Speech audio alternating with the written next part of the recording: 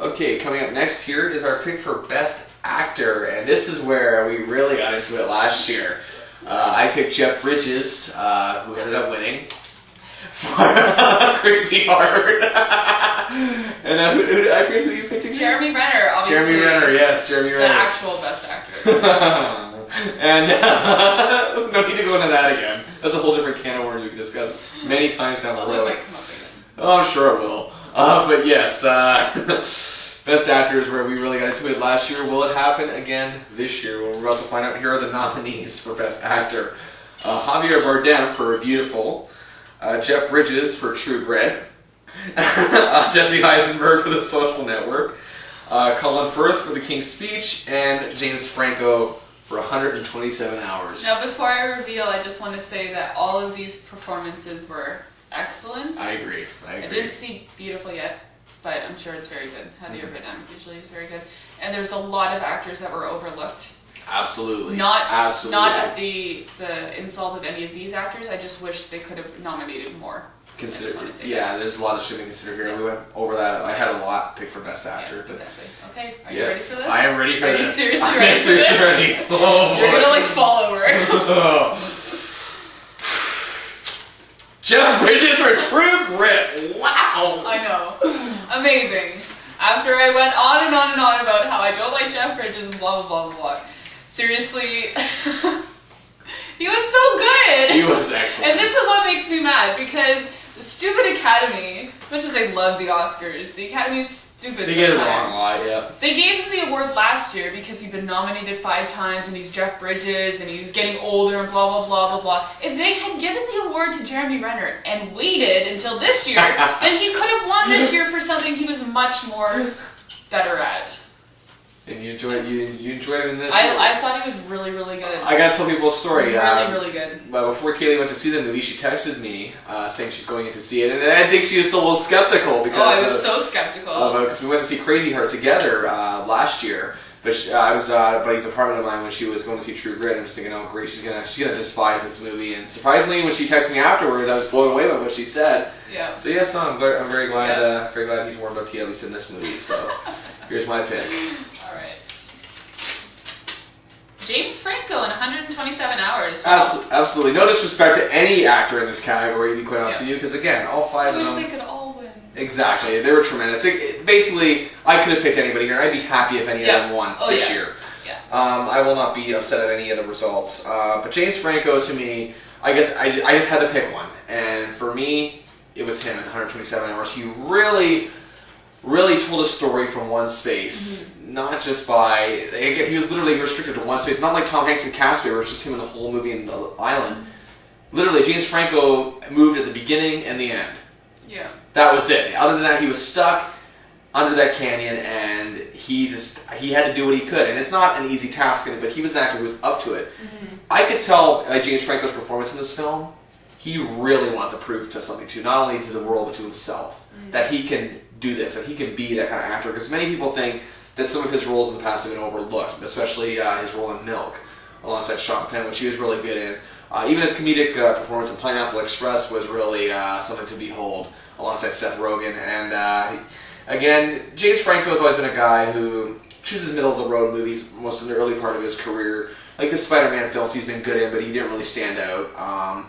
Same with lame films like Annapolis, and you know what I mean. He's really chosen some stinkers there, but he really has a way of just going bold and just being ambitious and going forward with a tough task ahead of him. And I think that this is bright spot for his future. But again, there have been many movies where an actor had to carry it by himself. He just merely did a great job doing it, and that's how Franco really stands out here.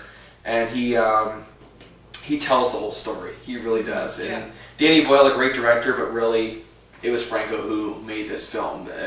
And no disrespect to Danny Boyle, but Franco outshined any maker of this film. This was an actor's film, but that's what made it so great to me. Well, that was the whole point of the film. Exactly. Yeah. What did you think of James Franco's performance? I thought he was very good and very likable, despite the fact that he was, trapped in the canyon. Yeah.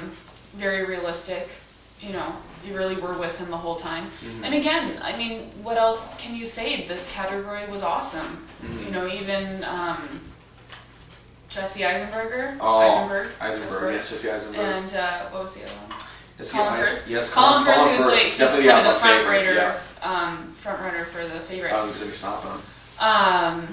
They're all excellent performances and really, really solid acting, and even those that were nominated, Ryan Gosling for Blue Valentine and Aaron Eckhart for Rabbit Hole, I thought all of them were just really, really good, and I'm really proud of the performances that have been put out by actors and actresses alike this year.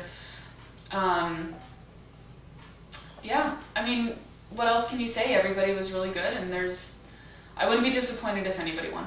Absolutely. This has been a tremendous year for acting. I also want to give a credit to Javier Bardem, too, for Beautiful. The way he expresses himself is almost just downright, it sends a chill up your spine, the way he expresses himself in his movies. And Beautiful is no different. He really does that.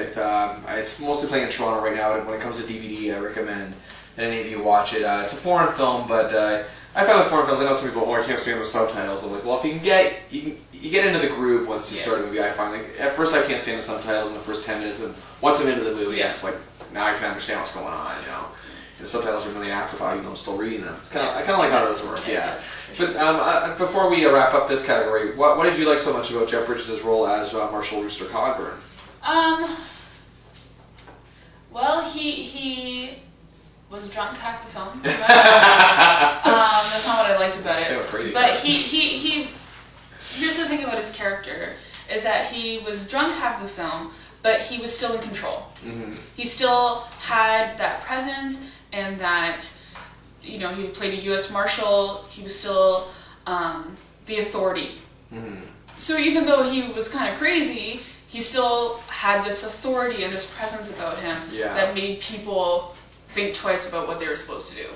And even though he kind of, was an idiot sometimes and made a fool of himself, they still stopped and turned around when he was around because, of this presence that he had. And Absolutely. I thought he captured that whole thing. He was a father figure, but he was also, a fool. And an idiot. A drunken, exactly. Drunken law authority. But he still... Commanding presence. Yeah, he had a commanding... Yeah. I think his was probably the most commanding performance of the year, where he really he commanded that kind of attention and commanded that kind of greatness that he brought to this role. And I think it's one of the best of his career. I've loved a lot of his movies. Which is really too bad, because he definitely deserves the Oscar more this year than he did last year. And... that's the thing that I don't really like about the Academy, is sometimes they award the actor as opposed to the performance. And this performance deserved to win. And if he hadn't have won last year, they might have been leaning more towards him this year. But because Colin Firth, put in also a very good performance. Absolutely. And, showed a lot of vulnerability, they'll lean more towards him than they will to Jeff Bridges. Absolutely, and Jeff Bridges, I think it's more, I don't think he's really, he's got his Oscar, so I guess he's okay, but I think it's more of a personal achievement for him, and I say all the more power to him. So wow, even though we disagreed on who we would pick, we still agreed that both performances that we picked were good, and the rest of the category, so. It's coming. Yeah, next is our pick for Best Director.